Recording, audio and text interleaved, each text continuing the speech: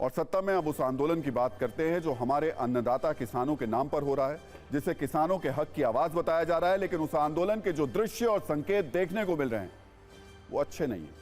सत्ता की इस कुंजी में सबसे पहले आप वीडियो संकेत देखिए ताकि आपको समझ में आए कि जिसे किसान आंदोलन कहा जा रहा है उसे किस तरह उपद्रवी अपने कब्जे में ले रहे हैं।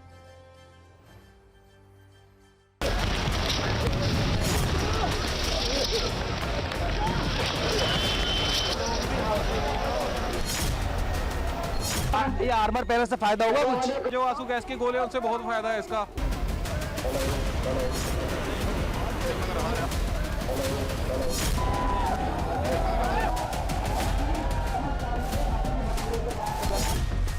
शेल है, टीयर गैस के ऊपर गिर रहे हैं और देसी तरीके से उन पर काबू पाने का प्रयास किया जा रहा है। पुरानी जंगे लड़ते थे ना, वो ढाल होती है। जैसे जंग का ऐलान होने वाला है, आपको पता चलेगा हमारे पास कौन कौन से जुगाड़ हैं।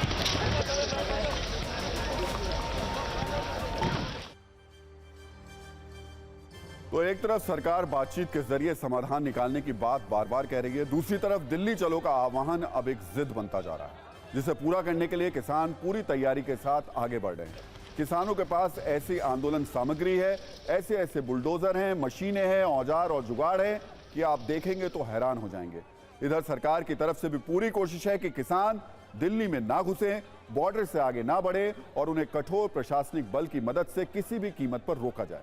यानी तस्वीरों के आधार पर यह कहा जा सकता है कि दिल्ली की सीमाओं पर आंदोलन के नाम पर युद्ध जैसे टकराव, हंगामे और उपद्रव का सीन है।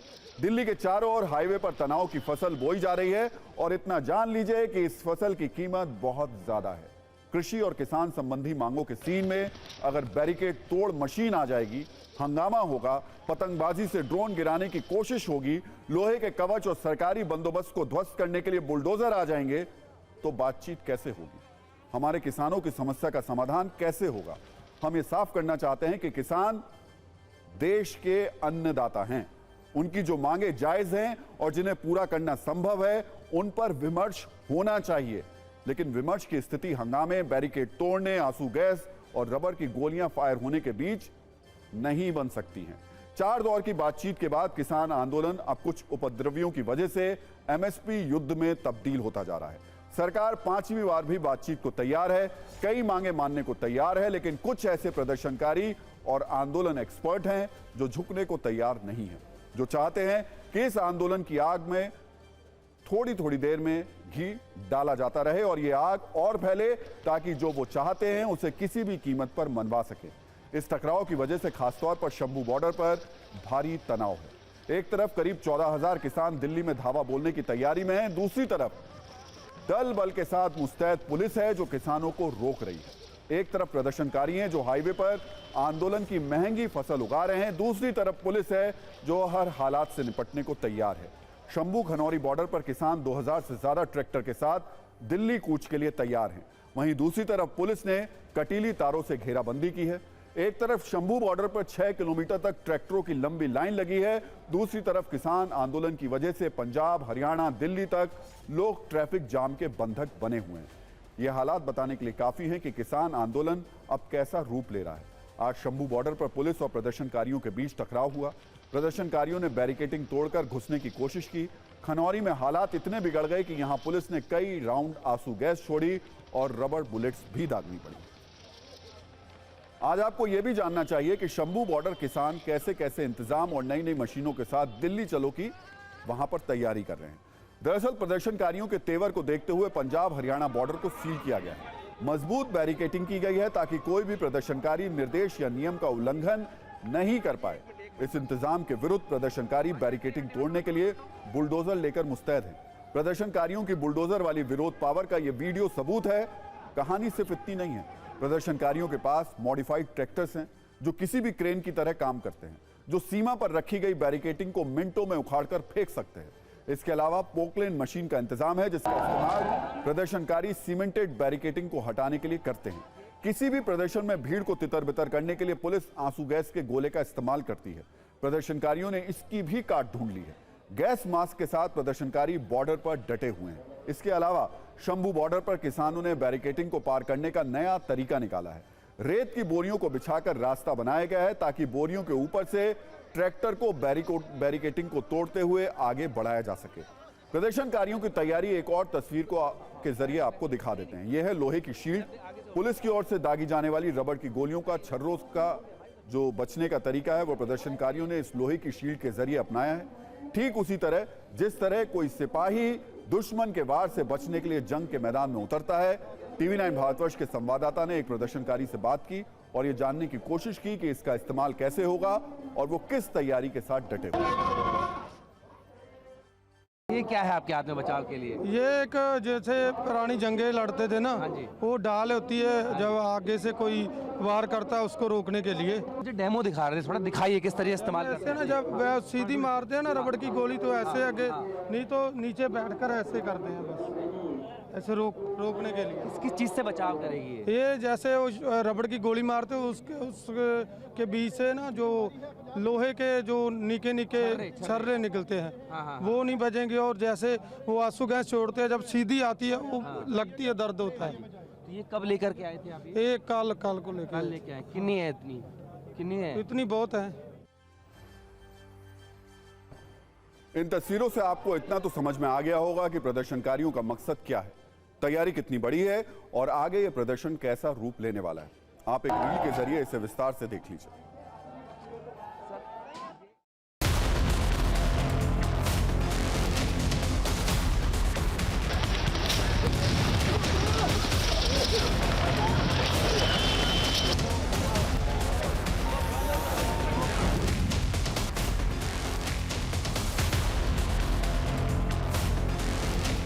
किसानों ने दिल्ली कूच की पूरी तैयारी कर ली है। हम इस वक्त शंभू बॉर्डर पर जहां पर आंदोलन जारी है किसानों का, वहीं पर एक फुट ओवर ब्रिज के ऊपर मौजूद है और यहां से आप देखिए कितनी बड़ी संख्या में ट्रैक्टर ट्रॉलियां जो पंजाब से आई हुई हैं। आगे कुछ ट्रैक्टरों को मॉडिफाई किया गया है जिनके ऊपर आंसू गैस के गोलों का असर ना हो, अंदर जो व्यक्ति बैठकर ड्राइव करे उस पर आंसू गैस के गोलों का असर ना हो। रबड़ की बुलेट्स अगर पुलिस के द्वारा चलाई जाएं तो उससे भी बचने के बंदोबस्त किए गए हैं। कुछ जेसीबी मशीनें, पोकलेन मशीनें भी लाई गई हैं।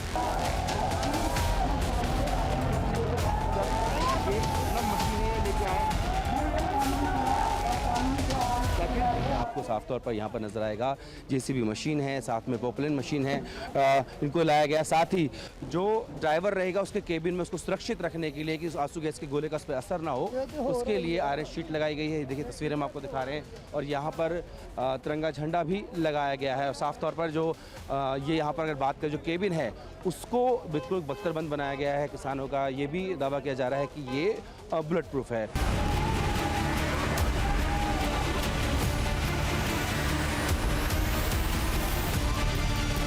कुछ और भी है? नहीं, सिंपल पानी है। सिंपल पानी है। इसका इस्तेमाल तो खेतों में होता है, पेस्टिसाइड के लिए वही है ये। तो आज इसको अथरू गैस के गोलों के लिए करेंगे जी। जो आंसू गैस के गोले हैं ना, जिनका धुआं आएगा इधर, उसको रोकेंगे जी।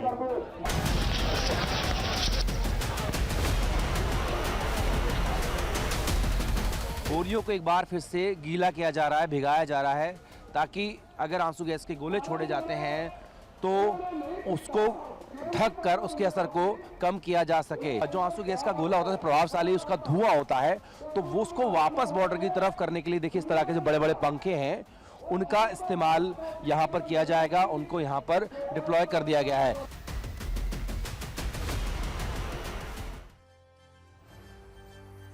लेकिन किसानों के नाम पर चल रहे इस प्रदर्शन को लेकर प्रश्न हंगामेदार है और इन तस्वीरों से कहीं ज्यादा गंभीर है, क्योंकि इससे 4 राज्य पंजाब, हरियाणा, दिल्ली और दिल्ली से सटे उत्तर प्रदेश के लोग प्रभावित हैं, जो रोज 1-1 किलोमीटर जाने के लिए घंटों जाम में फंसे रहते हैं। क्योंकि किसान आंदोलन को देखते हुए दिल्ली के आसपास सीमाएं सील कर दी गई हैं।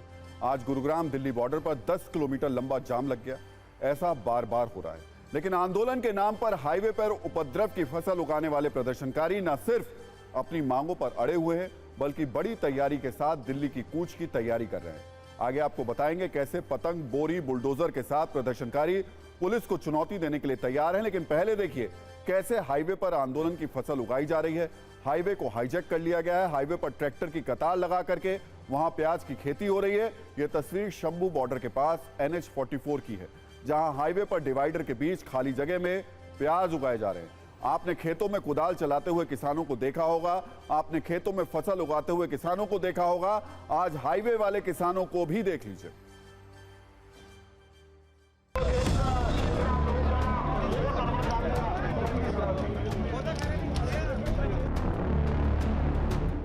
इस वक्त हम मौजूद हैं नेशनल हाईवे 44 पर, जो कि पंजाब और हरियाणा को जोड़ता है। और मेरे आसपास आप देख रहे हैं बहुत सारी ट्रॉलियां हैं। ये हाईवे के बीचों बीच जो डिवाइडर होता है उस पर फसल बो दी गई है, वो भी प्याज की।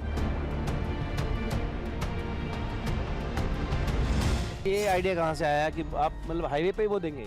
बात ऐसी है भी ये ऐसा ही प्याज और जितनी सब्जी जो 13 महीने हम दिल्ली में बैठे थे, हाँ। शंभू बैरियर पर, शिग्गू बॉर्डर पर, उधर भी हमने सारी सब्जी उगा दी थी। जब हमने जहाँ भी बैठते हैं हम किसान, जहाँ भी अच्छी मिट्टी मिलती है वो हमारा गर्व तो है।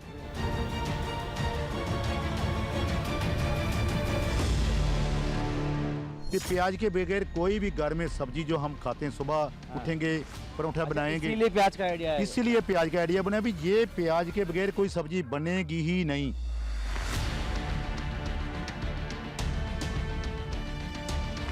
हम इसको इधर छोड़ के चल जाएंगे, हाँ, हम यही अगली हाँ। खेती दिल्ली में जाके करेंगे। दिल्ली में करेंगे। दिल्ली के लिए क्या क्या तैयारी करें, वहाँ क्या क्या बोने वाले हैं? दिल्ली में सब कुछ, टमाटर की पनीरी भी हमारी आ जाएगी, मिर्ची की पनीरी भी आ जाएगी, मटर जो जितनी भी तोरी तारी वगैरह होती है सभी आ जाएगी, लौकी वगैरह सब उधर बो देंगे।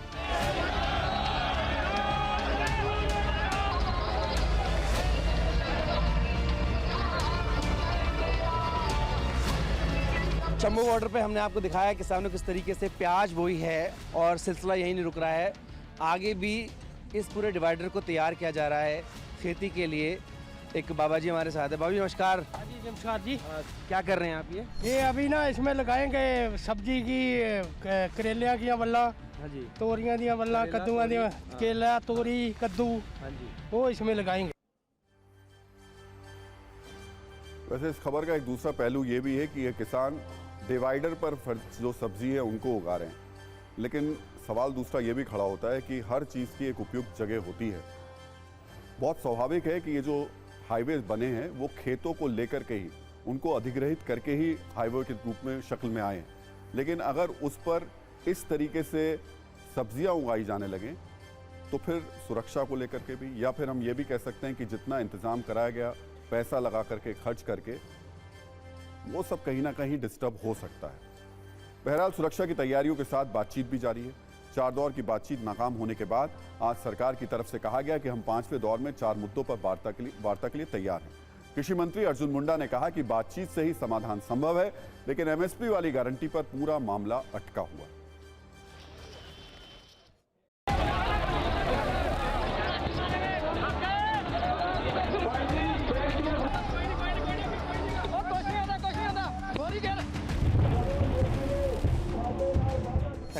जी, हम देश के प्रधानमंत्री को अपील कर रहे हैं, आप आगे आए, बोले एमएसपी गारंटी कानून बनाएं, समस्या का हल हो जाएगा। पीसफुली करेंगे, नंगे हाथ से आके जाएंगे। ठीक है। ये जो पॉपुलर मशीनें आई हैं जिसमें बिल्कुल नहीं करना है। युवाओं को क्या बोलेंगे आप? बिल्कुल पीसफुली रहें, शांतमयी सरकार जबर करेगी, सब्र से सहेंगे। अब कोई उम्मीद बची है कि बातचीत हो पाएगी? हाँ, क्यों नहीं, उम्मीद हमेशा रखेंगे। किसी भी ऐसे जिसको हमने